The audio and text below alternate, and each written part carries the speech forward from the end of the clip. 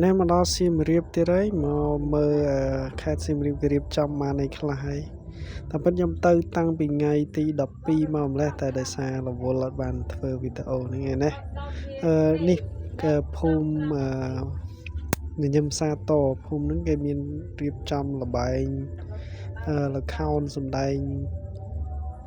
សិល្បៈអីផ្សេងឯខាងស្ដាំដៃមិញនេះគឺកន្លែងគេសម្ដែងល្បុក្កតោខ្មែរអ្នកជីកង់ថ្មើរជើងអាចចូលផ្លូវនេះបានតែដល់ថ្ងៃ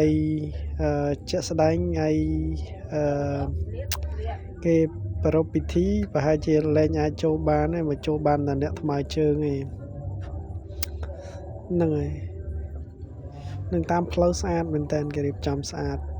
យប់កាន់តែស្អាតជាងនឹងទៀតចាំមើលខ្ញុំនៅដល់យប់ដើម្បីថតឲ្យមើលបន្តិចទៀត